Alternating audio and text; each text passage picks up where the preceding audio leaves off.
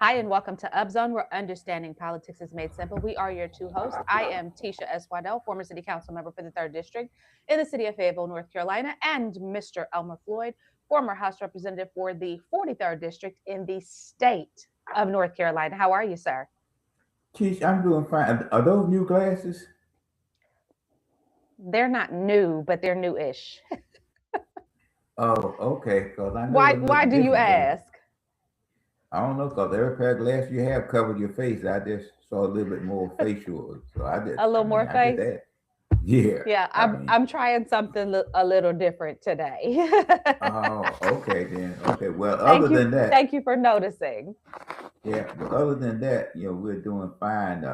I thought I did something wrong that PWC could turn off all the power in our area. We record. I knew I Listen, Mr. paid that Floyd, high bill. and I listen, I'm knew gonna I tell paid you, that high bill. I know where you are, and this is what I said. I said, "Oh, that power will be on soon because they're not gonna leave the power off downtown for too long. Yeah. Well, it's back It's on, too much Tisha. I'm going on ready. down there." Yeah, and I'm ready. But under the announcement, the Martin Luther King is gonna have a kind of like vigil on the 4th of April, and that will be Okay. at the park at 5:30. And Okay. as you know, I'm sitting looking at a lady, and this is Women Month, and Yes. Vicki Andrews received the Order of the Longleaf Pine Sunday. So she had Okay. the who's who in the Democrat Party. An advanced Carolina planning workshop is going to be at the Chris Center on I think it's the 30th of this month. Okay. And if you want to make it to the NAACP convention in Chicago from July the 18th through July the 22nd, you might want to register now to find you room accommodation because there again, that would be a great concern. And the rumor mill is that the county at some point, I don't know whether it's before the past superintendent or the present superintendent, requested that the county board of education refund $3 million. So that's just rumor mill. You don't know because whether it was written or oral, but that's what rumor mill has there. So that's Okay. basically the announcement for this week out there. Okay. Um, I'm trying to think if I have any announcements. I don't think I do, Mr. Floyd. But in the vein of um, current events, there's a Mm-hmm. lot going on. There's quite a bit going on across our city, And our county, and our state. I mean, the It's an hottest thing is, understatement, right? yeah, yeah, the hottest thing in both city and county is the data center, as you and I Well, were but talking. but before we press into that data center, let me start by hold on, let me send this call to voicemail because I need to turn off my phone. Mr. Floyd, what you doing different? Because you sound different. What just happened? Nothing teach. I was looking for my phone just in case some of my creditors call me. I have it now in place. Okay. So before we get to the data centers, let's start by talking about this. Can we talk about this athletic complex first, Mr. Floyd? See, I mean, it only $14 million. Come on.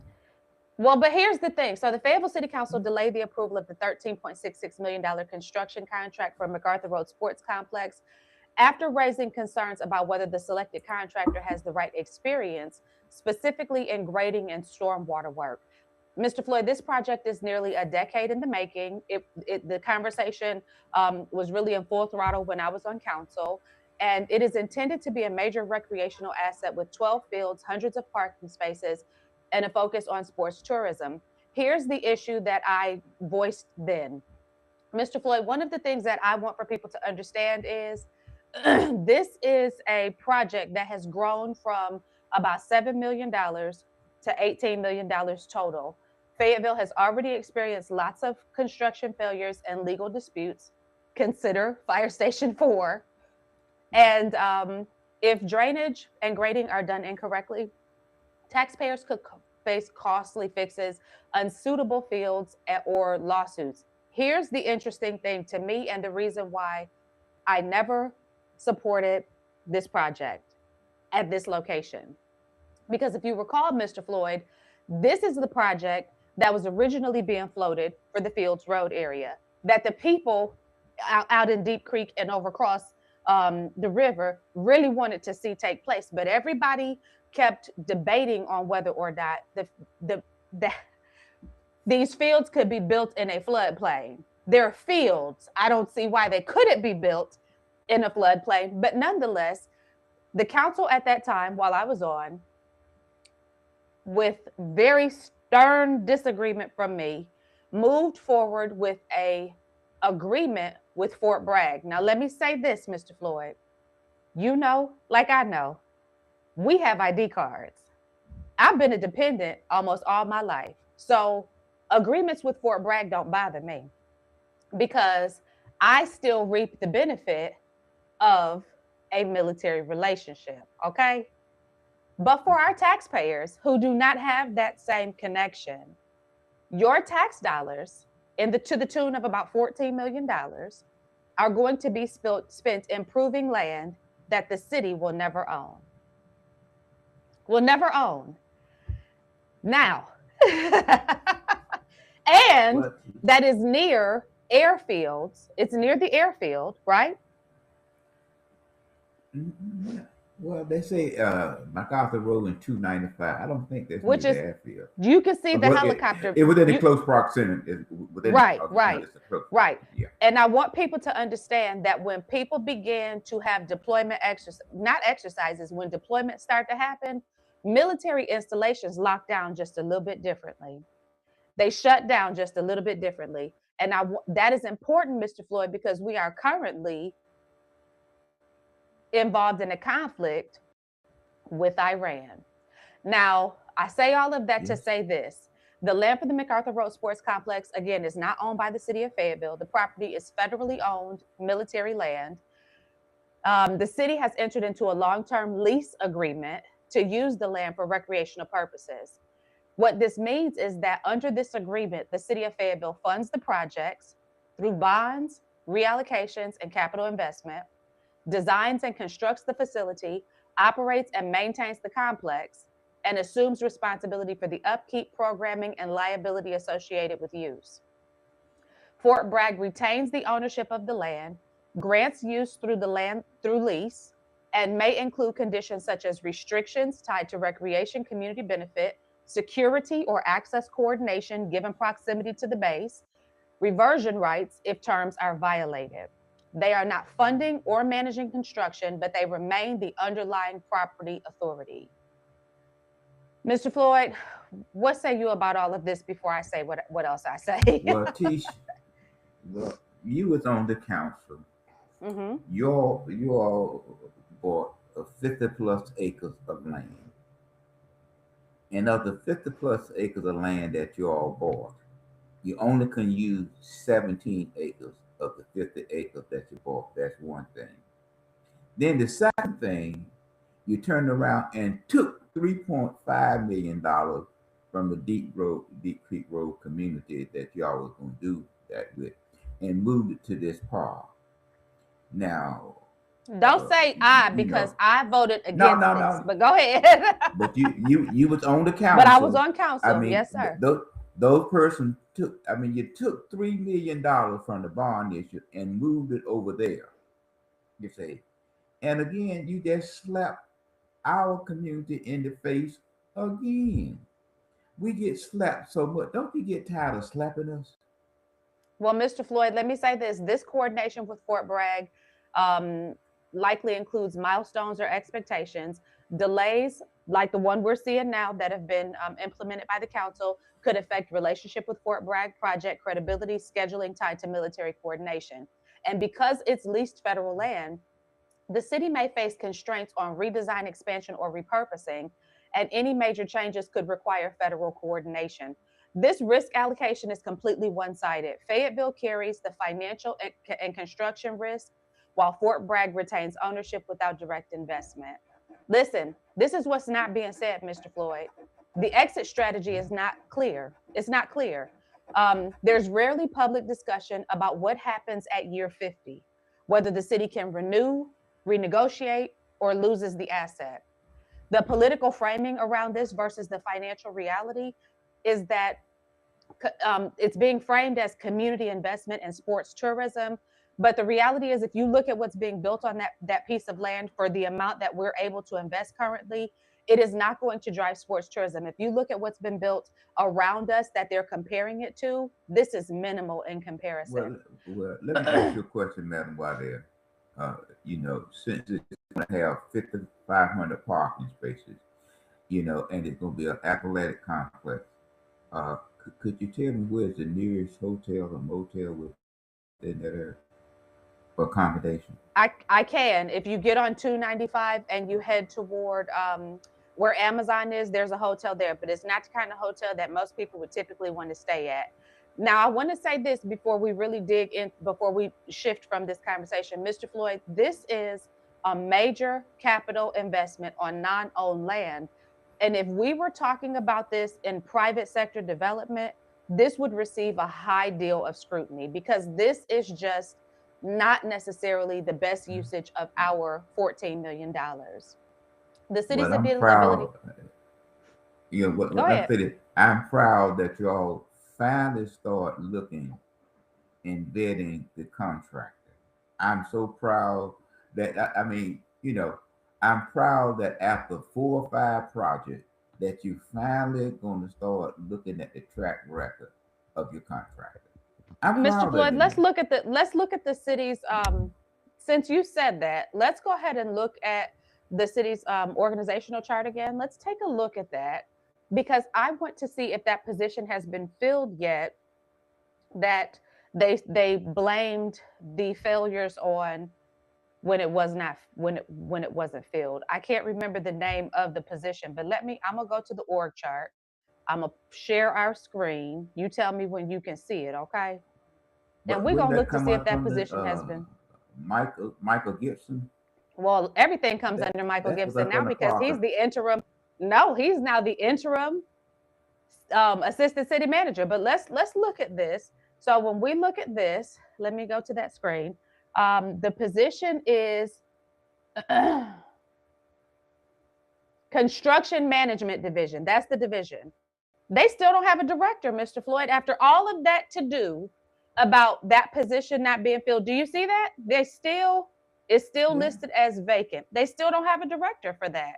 So I really think that any development project should be put on hold until that position is filled because there's nobody that's currently qualified to do that. Well, most of those park and rec things have been done by Michael Gibson. Well, Mr. Floyd, this is construction, though. This is not just a Parks and Rec project. Yes. But I'm saying. So are you saying that he should have been hired for that position? Well, not saying he should have been hired, but that position should have been it could have been up on the 1 or 2, but most of that bond issue money that we're talking about that Mike have done, Mike had been under the lead, but it had been under his organization or his department or his agent. When we start talking about the tennis courts off of Filter Plant Drive, that would seem to me though to be that would seem to me to be the management of those projects, not of the actual finished project, not the development and construction. Because as you just said, the tennis court is one of the locations that have problems. So if that does fall under Michael Gibson, we've got a problem because that was an issue. That was an issue. It's so forced. if it's forced. Yeah, but so he has some relationship with it. His relationship should step into play, in my understanding, after the project has been completed. But the actual construction and development of the project should fall under that position that still remains vacant. Okay. So the question that I have is, why has that? We've been talking about this for the better part of a year now that everything's hit the fan with Muhammad and his failures. Why has that position not been filled? Because that was supposed to be the security that the community received. was that, hey, we recognize that we need somebody in this position. Where are they, Floyd? Well, sometimes certain positions, just like in schools, math and science teachers are hard to find. Maybe this is one It of those hard to find positions. it would certainly be hard to find somebody if your process is in shambles and they're looking at what you have going on and they're saying, I don't want to go there. I don't want to touch that with the 10-foot pole. But I don't know. The question remains unanswered. But I'll say this. To sum this particular conversation up, the city is building an $18 million sports complex on land that it doesn't own under a long-term lease with Fort Bragg. That makes this project not just about construction, but Mr. Floyd, it makes it about whether the city is making the right long-term investment on borrowed ground. Well, let me say this to you. I agree with you, but one thing that I like, other than minority candidates, okay, is that the other zip code know how to push forward their agenda. Okay, the other candidates and the other zip code know how. You remember to push when I kept forward. saying? You remember when I kept saying when I was running for office, y'all better watch Mayor Pro Tem because she's done a phenomenal job at making sure that there's investment in the area where she has ownership. Thank you. Thank you. Okay, and this is what because I need for you to know, and I need all of y'all to know, and to my credit, I want to say this abuts my district, but I know that this is not the best and highest usage of these funds. So I could not get on board with this because that 50-year clock, that might sound like a lot to those of us who have 100-year lifespans, but a 50-year clock for an $18 million investment, what happens at the end of that clock? We all should be concerned about that. But what does happen, if you own commercial property in that area, it gives you, now that hotel is a little bit more feasible. Now, if you own land in that area, building that hotel is a little more feasible. And nobody because this is near Tiffany Pines, nobody in Tiffany Pines is building a hotel. No, I don't think so. But anyway, go ahead, Mr. Floyd. See, this is our problem. Just because we have minority representation, don't mean that those minorities that are there are looking at the best interest of the minority community. So I'm just saying that I salute the person who put forward and pushed this $14 million project. And also, I'm so proud that they're slowing down. I hope that they slow down enough that they can have the necessary information that the state auditor wants to review going forward with some of the other projects, how they were managed. But we just have a problem in that area. And Mr. Floyd, this pause, this slowdown is beneficial because this signals a larger trust issue. Council's caution signals a larger trust issue. The hesitation over the contractor, that's not just technical, Mr. Floyd, that is personal. They have had enough failures where they're saying we cannot afford to get this wrong. The stakes are significantly higher and we are all watching. So I think, yeah. Is this the fourth or fifth project that we know? Well, we had, how many did Muhammad have? How many? He had 3 projects. And Muhammad had 3 projects. He had sidewalks, he had the tennis center, and it was something else. I can't remember what the third one was. But he had 3 projects. Did he have Rose Hill Road? That was the sidewalks. Okay, so this then he had did he do the fire station is full. No, did he build the center over there? I can't remember if he built the center over across the river. Did he do Mavis that? Smith? I think so. Mavis Smith, yes. Okay. Yeah. So that's 4 projects plus that's 3. Plus the fire station. Okay. Well, that's 4 he wasn't projects. Involved in the fire station. But yeah, I'm talking about all together taxpayer money, and so this caution really, I hope, will put not in a negative sense, but staff, more responsible as it looks. Well, you have to you need to hire your construction management director. Like that position needs to be filled. That position needs to be filled. But I think that now that this pause has put there, Honduras is a very careful, shrewd person. So I think now that that position will be looked at a little bit more favorable. Yeah. Yeah, I'm just saying, knowing how he operates on the council Well, is Mr. very Floyd, smooth. absolutely. And speaking about money in the council, the $126 million ask, Fayetteville made its case to Raleigh. They made their case. They pleaded their case. The city of Fayetteville and county leadership presented a combined. Now, listen, let me say this, Floyd, before we move into this topic. Let me say this. I gotta laugh at that. I gotta Me laugh too. at that. Me too. And I'm gonna really lean on you because I need you to make sure that our audience understands procedurally why this makes us chuckle. But here's what happened.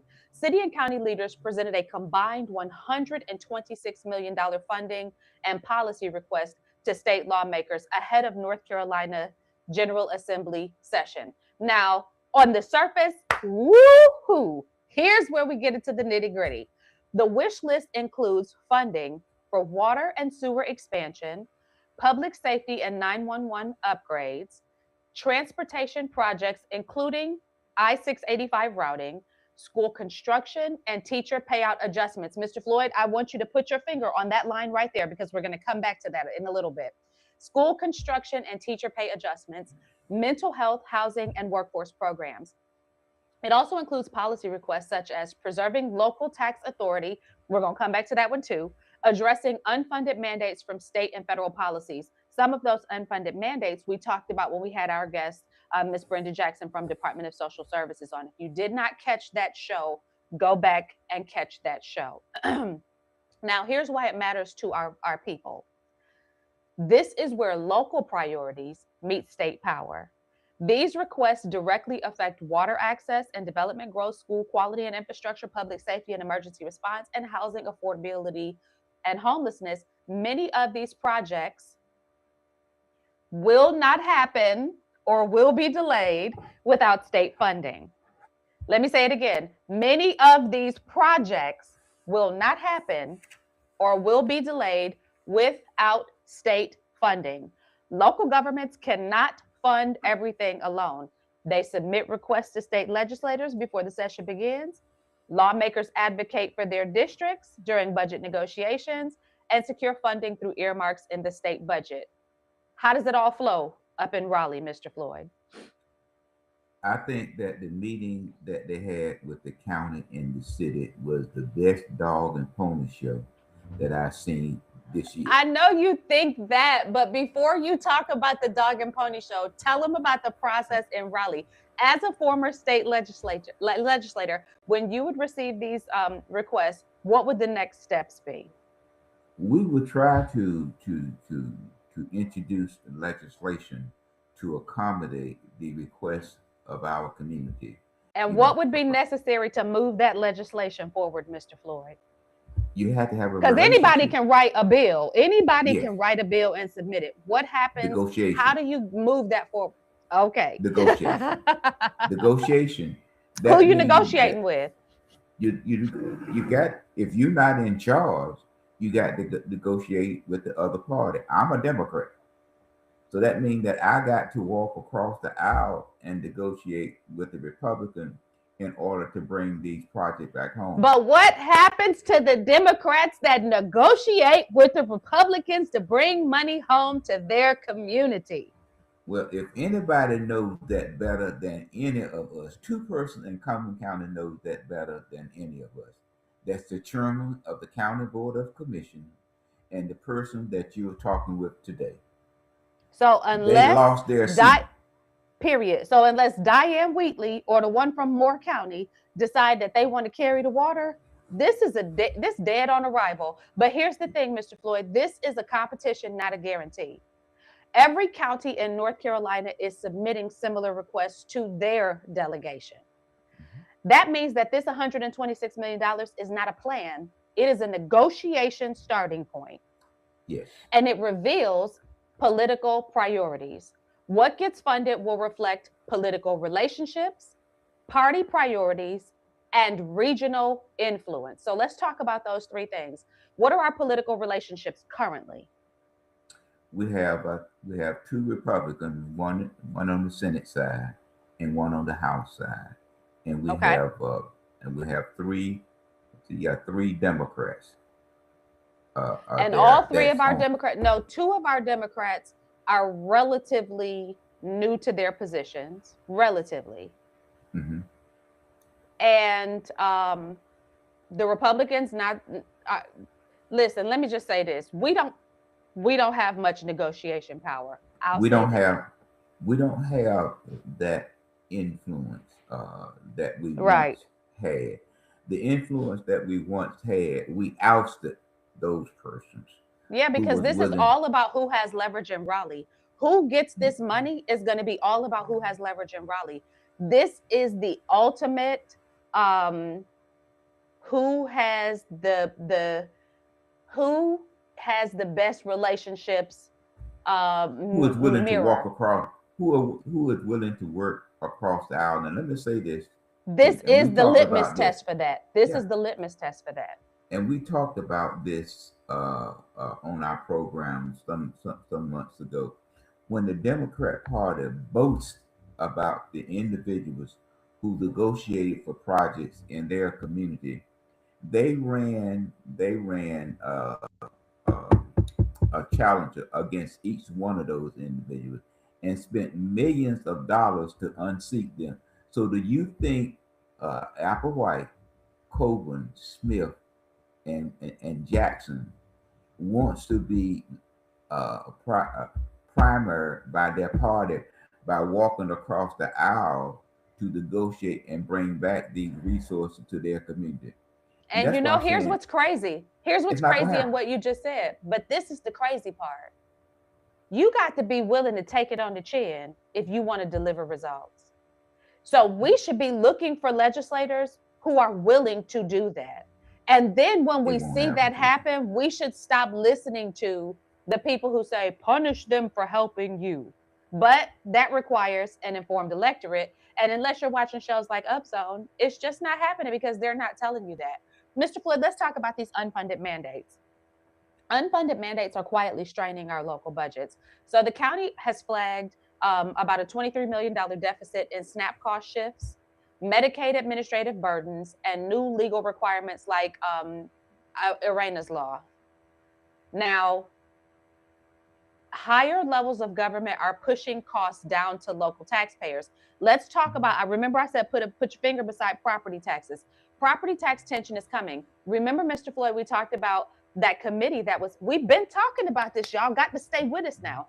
Remember, we talked about the committee that was set up to discuss how property taxes are handled. They wanted to put a cap on city county's ability to be able to increase these property taxes. Well, communities, some of these, particularly like the Democrat-led cities and counties, are coming back saying, "Don't tamper with our ability to be able to increase taxes because that is where we get our budget from." So they do not want this cap because they want the ability to be able to manipulate those property taxes so that they can make up their budget. So you've got two competing pressures happening at the same time. The state considering limits on property tax increases, and local governments are asking to preserve that authority.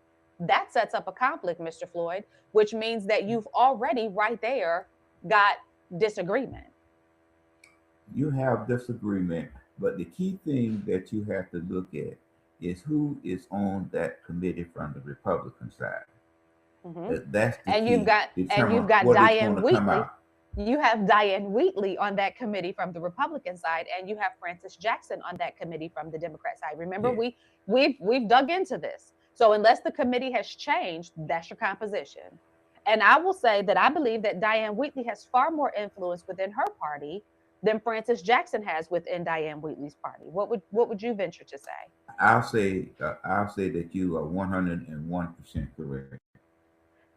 So now let me ask you about I-685 because this has also been another conversation we've been having. Our our council and commissioners are pushing to route I-685 through Cumberland County. They do not want to see the same mistake that happened with these other highways that have been built that sort of bypassed us, right? So this Yes. is about more than just traffic, Mr. Floyd. This is about economic development, business growth, and long-term regional relevance. Do you see us being do you see us coming out on the winning side of this conversation? I don't see us having the clout to do that because you You don't think it's going hear to a go through lot. Harnett County? I believe that it it may split the two, but I Mm-hmm. do not see when Fayetteville Metropolitan Planning Organization has a lot to do with the infrastructure project as it relates to the North Carolina Department of Transportation. You don't Mm-hmm. hear a lot from them pushing this agenda there. And then again, when you look at it, we just moving fast forward, coming back. We Mm-hmm. talked the same thing about the rail transportation from Raleigh, from Fayetteville to Raleigh, from Raleigh to Virginia. We don't Mm-hmm. have the clout, Chief. We don't have the Tony Rand and them in the General We got Assembly Mitch Colvin. that What can do you push mean? We got Mitch Colvin. What do you mean? Chief. We got the Let me mayor's repeat it mayor. again. We got the mayor who can be the mayor until he doesn't want to be anymore. What do you mean we Chief, don't have the clout? Chief. When you look at it, Teak, I'm just saying to you again, when you are not in control of the decision making process, But he is when in you are control. He's a not, strong mayor. He's in control. He tells that's in the everybody on the city council what affair. to do. And oh, That's in the city. That's in the that city. doesn't extend That beyond the that's city. in the that's in the city. That's in the city. Oh, okay. It's a different horse once you get out the state. Is that why Okay. we're still tier one? And I don't see you coming out of tier one, Chief. Okay, okay. I don't see Well, I don't see you I don't see you coming out of tier one. I know we said we're gonna talk about data center. When you're talking about putting up a data center that's gonna that bring doesn't drive 15, 50 jobs. jobs, Absolutely. it doesn't. But we want to be AI, okay? But it's not increasing. Even Harnett County ranked higher than Cumberland County as it relates to job creation there. Isn't that So interesting? unless, yeah, Which unless speaks to the possibility of us losing out on 685 because 685 is actually proposed to either run through Harnett County or through Cumberland County or through the city of Fayetteville. And I think looking at what's happening in Harnett County and in Hope yeah, County and all these other counties around us, I think it makes us look like we are really behind the curve. I'll say this, we Mr. are. Floyd, this isn't just a funding request. It does signal what Fayetteville wants to become. We want to put our big boy pants What? on and we want to grow up and be a big boy city. Chief, The question is whether Raleigh agrees on letting us become that or not. Chief, one thing that when Billy Richards and I was in the General Assembly, we said to the other side that we would support your budget. They were looking at building a Department of Human Services. Mm-hmm. We was trying to get that Department of Human Service built at exit 65. Why? Mm-hmm. Because we knew that I-95 was widening and would be 6 lanes to 8 lanes until they get to Yeah. 40. So Yeah. if it was at exit 65, a young person like you that lives in the Wake County area and around, that's a 35 minute, that's a pit stop drive for you. They call those bedroom communities. You build up these Yeah. bedroom communities, you increase your tax base through property ownership, and you're driving revenue into a community based upon how you're building up that community and its proximity to jobs. But you don't have the but then again, see, when you look at back when you was a little bit younger, the federal government was just pouring money out of the sky for water. Okay. But we didn't want the water that the federal government was pouring out of the sky. That's giving it to you. Okay. So, but when you look at Falcon, Godwin, and Wade and all of them, it's a bedroom community, Raleigh, but they don't have the infrastructure Which is why now and there's this big push for water. county-wide water. But also, I want you to understand there's other things tied to that, which will eventually make their way out. Now, remember, Mr. Floyd, I said put your finger on the line item that talked about the increased funding for the schools. Here's why this conversation is a conundrum, because clearly, according to the conversations that are being had, we got too many schools and not enough students, right? So, state lawmakers pressed Cumberland County schools on school consolidation, funding gaps, and teacher safety during the legislative joint meeting.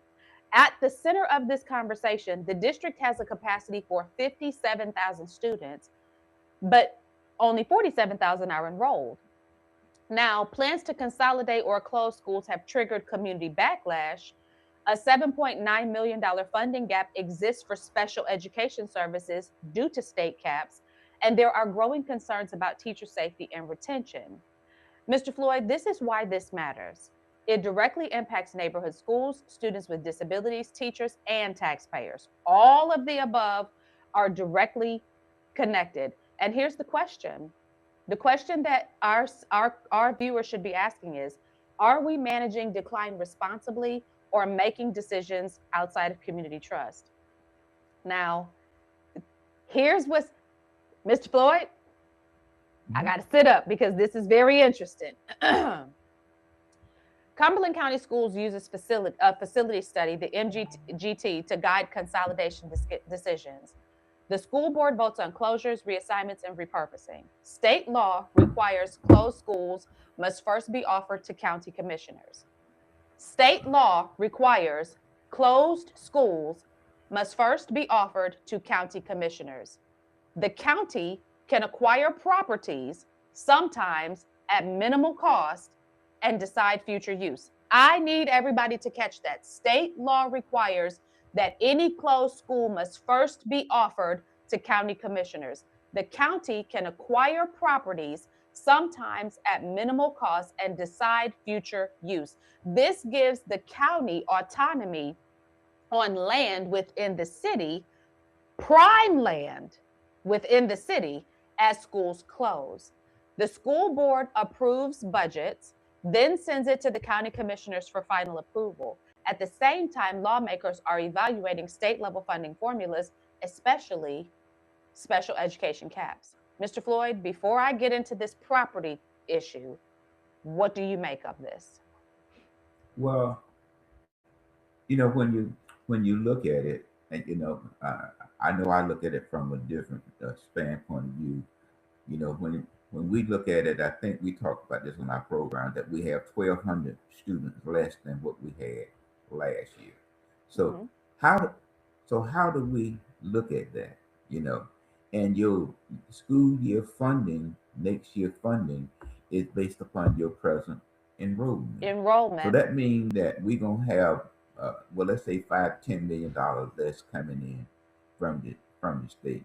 Now, but on the other hand, we're talking about building schools and consolidating schools, and then still we're talking about keeping schools that are 100 years old open versus some of these schools that were built less than that time. You So know, I really scratched my head. I was like deeply scratching my head trying to figure out why would they want to close Reed Ross? yes, Why would Pratt is a they? new school.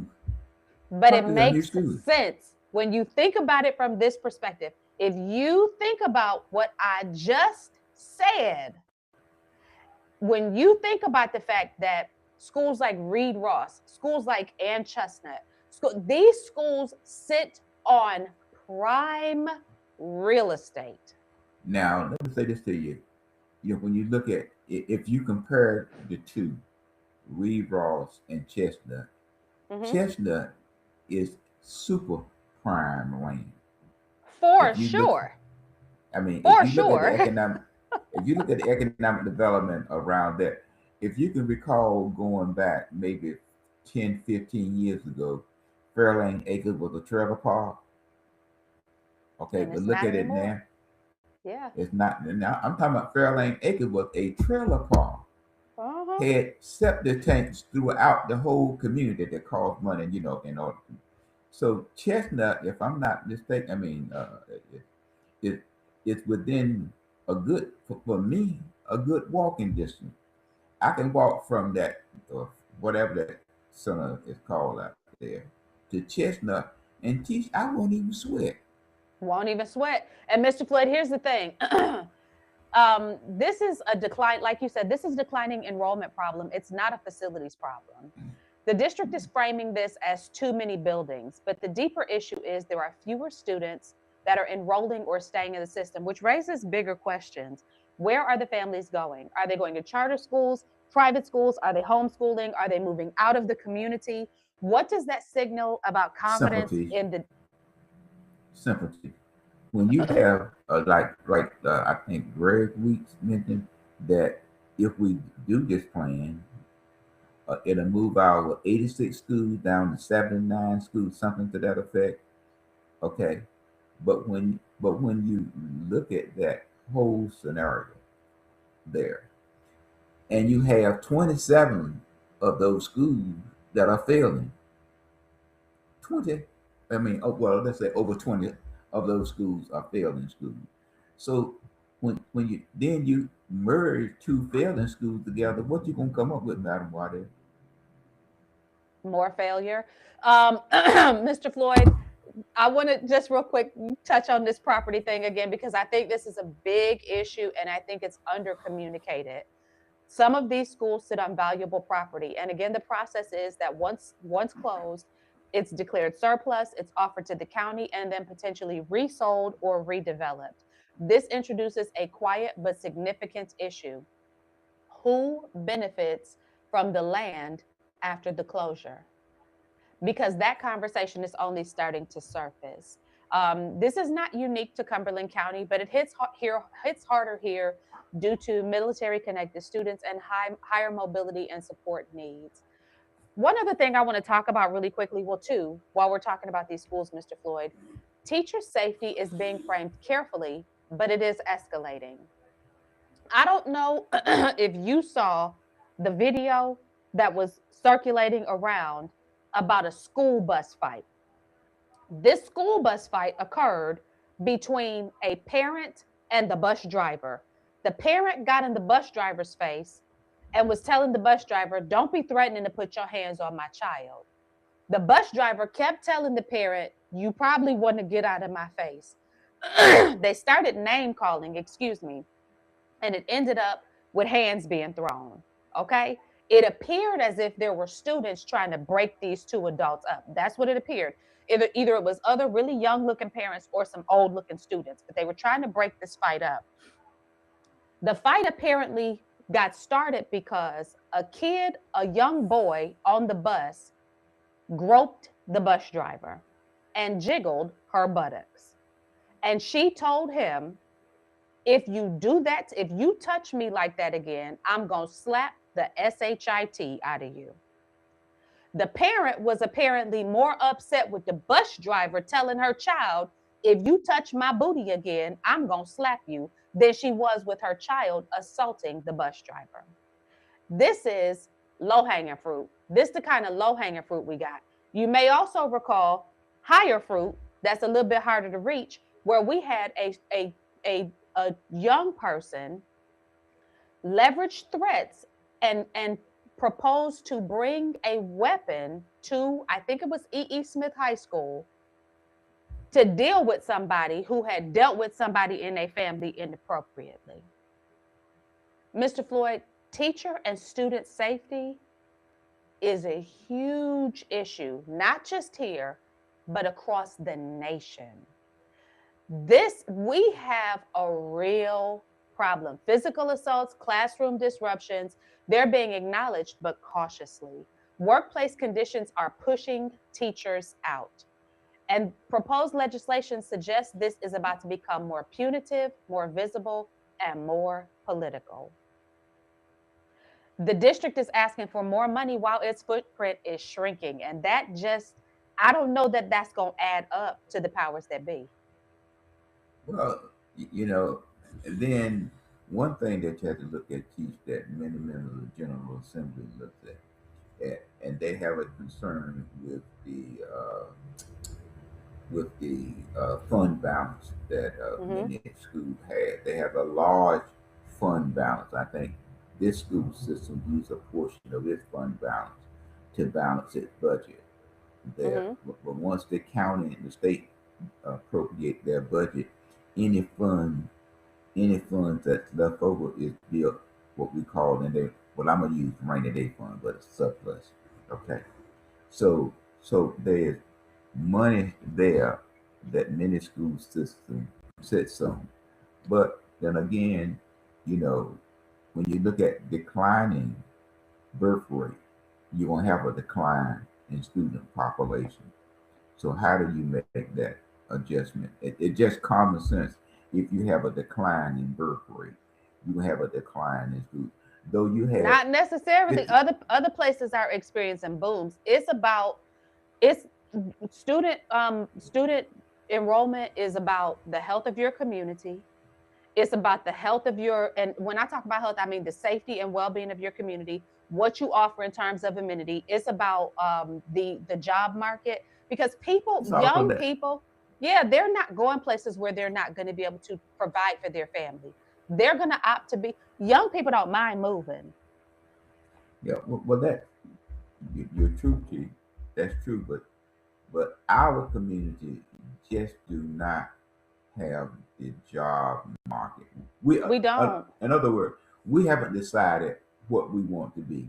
Do we want to be just a simple service-driven Oh no, community? we've decided exactly what we want to be. We want to be whatever Mayor Mitch Colvin says we are. Whatever he's Right. willing to put his fingerprint on, that's what we want to be. And what he says we want to be right now is a data center community. However, data center debate says that the moratorium is gaining support in Cumberland County. Now, the city of Fayetteville refused to put a moratorium when Sean McMillan, Councilmember Sean McMillan, came forward and said, let's put a moratorium. And we talked about this last week. Wouldn't have hurt him any to put the moratorium, because you still got work to do. So to say moratorium gives you time to do the work. It doesn't mean that it's indefinitely Yeah. off the table. It just means for this period of time, we won't talk about it. But not so in the city of Fayetteville. However, Cumberland County commissioners are considering a moratorium on new data centers, with at least 3 commissioners signaling support following strong public turnout and feedback.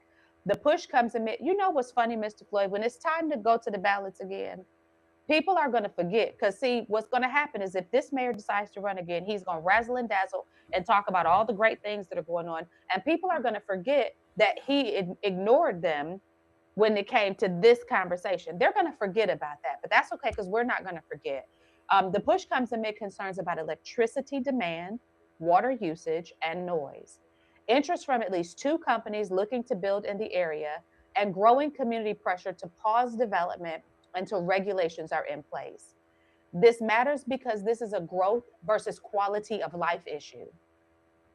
Data centers bring limited economic development potential, but they bring an increased tax base in terms of the value of the property. They also create a heavy strain on utilities, environmental concerns, and limited direct job creation relative to impact. So, the question that our viewers need to ask is, which is the question I asked at the very beginning of this conversation all these months ago, do the benefits outweigh the long term infrastructure and environmental costs? Well, What let say me you, say Mr. this. Floyd? The city indicated that they was working with the planning commission to draw up some policy and procedures of recommendation for data centers. Now, what I'm saying, Teach, that when the plans come forward, for some city council members, the staff outweigh anything else, even their decision there. So, having said that, even if the zoning commission or any other body comes in and say they support data center, what I'm simply saying to you is that if it's those persons that live in the Murchison Road area need to get a gas mask and some earplugs, because they are going to be located in the poor communities areas. Now that's one. Well, and they're Even if talking it's zoned, and they're talking about and they're actually talking about the River Road area, which is what's the difference? is really weird to me. That, well, I guess it's not weird because you need a lot of space. But Yeah. go ahead, Well, I Mr. mean, Floyd. okay, that's in minorities communities. That's where they're going to be located. Or if it's not, and you open the door, then I can't blame the developer for finding an attorney that has a relationship with the council to rezone the property Period. Period. for data center. And if they Period. find that Because this attorney, community is whatever Mitch and Jonathan say they want it to be. Period. Period. Now, Mr. Floyd, I can't blame. here's. I can't blame Mm-mm. the developer. But the question everybody should be asking is, who's telling Mitch what they want it to be? Who is telling him? Because we keep talking about this, but we need for people to be asking these questions. Mr. Floyd, this is bigger than just data centers, though. This is about AI infrastructure. Many are yes, tied to these facilities are being framed broadly, but in reality, many of them are tied to AI, cloud computing, and potentially cryptocurrency, which means that increasing long-term demand, rapid expansion pressure, and higher infrastructure strain than traditional industry are on the rise. And the question that we all need to be looking at is economic development versus resource consumption, because that's the real trade-off. Data centers do not behave like typical industry. They have high resource consumption and relatively low job creation. So don't drink the Kool-Aid. The real question is this the kind of growth that Cumberland County actually wants? Utilities are the silent constraint. Local utility capacity was directly questioned. If infrastructure cannot support these facilities, costs may shift to residents or force upgrades funded by taxpayers. This is not just a zoning issue, it's a systems capacity issue. but I think that one of the things that, if possible, that local government, like the state, provide these companies to put up upfront money. Okay, there to not so that the residents can incur all of the costs. And what is the exit plan if it does not work? Oh, I that's a mean, great question because these data centers have a lifespan. So that's a great question. Mr. Floyd, here's the thing. Even if local leaders hit this pause button using the moratorium, the bigger question is whether Raleigh will let them keep their finger on that button, because ultimately, Raleigh has a say in all of this as well. So I guess we're just going to have to wait and see what it's going to be. well, we have to wait and see things.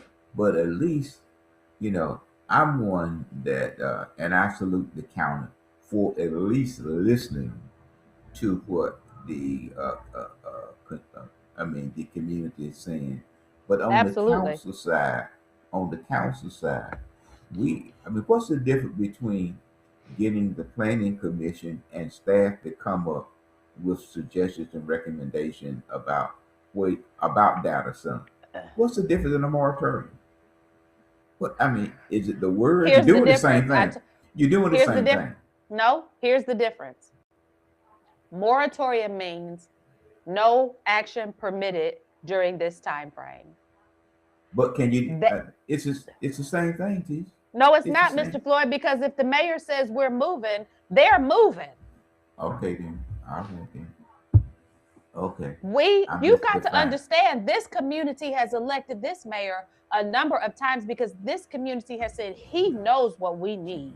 And because he knows what we need, that council who says we back this mayor, with the exception of a couple of members, that council who says we back this mayor, they're going to get behind because this mayor is the guiding light for this city.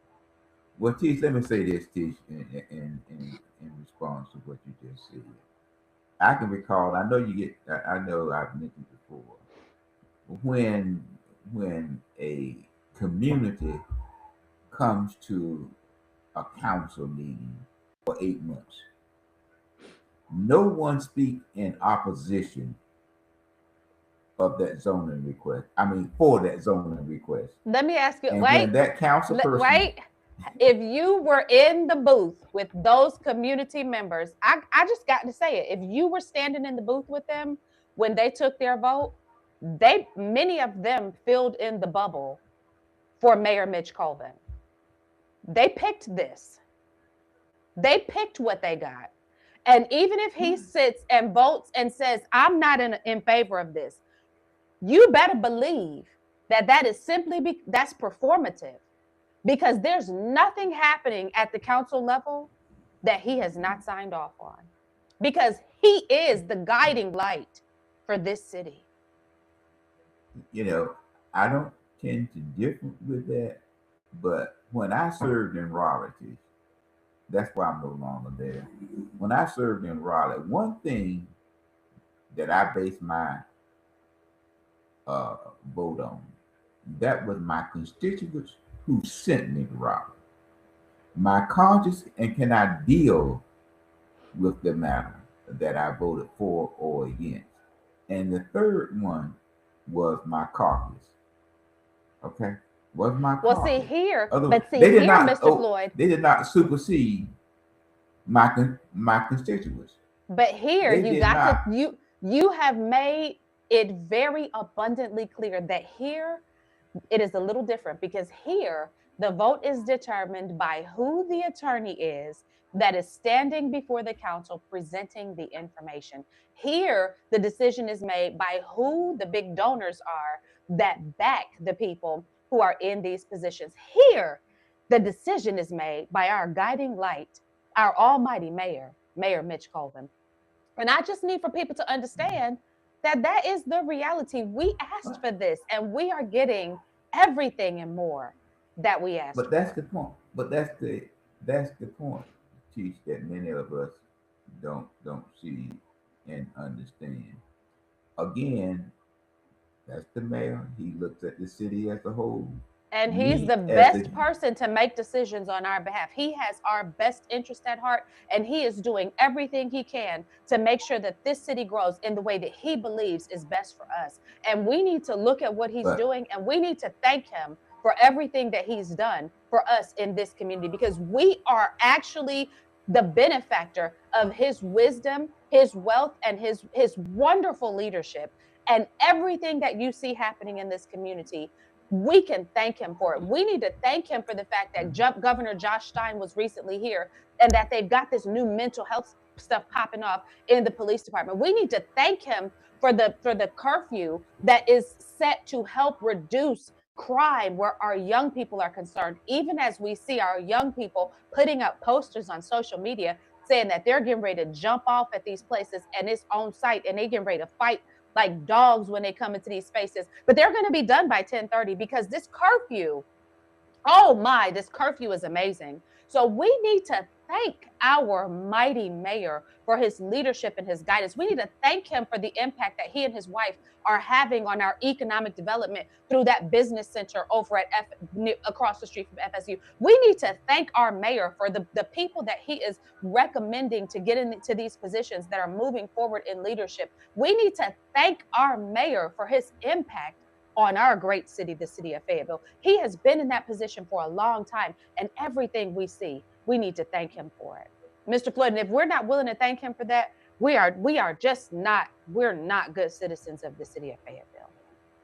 well, in closing today, I'll just wait to see what our auditor has to say when he looks at the 3 or 4 contracts. He's going to tell us that we need to thank our mayor, and he's going to lay out what we need to thank our mayor for. I don't think that report will bring forward that information. I think that when we look at it, let me say this. This is going fast forward, coming back real quick. Yes, sir. Before we close, it is that what's his name that just conceded Tuesday, Berger. Berger just conceded Tuesday because he overstepped his boundaries, as it relates to a casino in his community. Oh, baby, we're going to talk about that, because Mr. Floyd, you were broke or something, baby. I'm not with them casino. Well, pushing it fast forward, that was one thing that the auditor in Rocky Mount, when they audited Rocky Mount had a debt of $17.5 million to purchase land for a perceived casino. Yeah. So I'm simply Mr. Floyd, I'm glad you brought up Phil Berger, because I want to say something right fast before we get out of here, and then I'm throw it to you. You give us our closing words. Mr. Floyd, we had a guest on. We had Mark Robinson on as our guest, and we allowed him to use our platform to present his position. And let me tell y'all something, and I want to issue this as a warning to anybody who ever utilizes our platform, who we invite as a guest. Don't come on here proliferating your lies. Do not come on this platform proliferating your lies. If you're going to lie to our people, you better take your lie to your grave. You better carry that lie with you all the way until the day you die. Because if you don't, and if you profess to be a believer and you come on this platform and you lie, and then you turn around and you tell people that your lie was to protect other people and that you would in turn do it again, as a believer, I'm obligated to say to you, shame on you. And I'm obligated to tell our people this the kind of mess that we stand against, in opposition to. Mr. Floyd, I believe a lot of people lie. I do. I believe that inherently a lot of people are just liars. I think that a lot of people are liars in politics, and I think they have whatever reasons that they have for being a liar. And I don't necessarily listen. I'm not here to judge you for being a liar. But I got a problem with you coming out telling us all I'm a liar. And if I had to do it again, I would do it again. And I'm gonna tell you what it made me think about. Do you remember that book that OJ Simpson wrote in the aftermath of the murders? And the book was titled If I Did It, Here's How. Y'all, just like I said about him when he wrote that book, he needed to shut up. Y'all need to shut up. Well, let me say this to you as we close. You got again, it. I just have to talk about the zoning in my neighborhood, which still has a profound effect on our community. When that person told us, and then lied to us.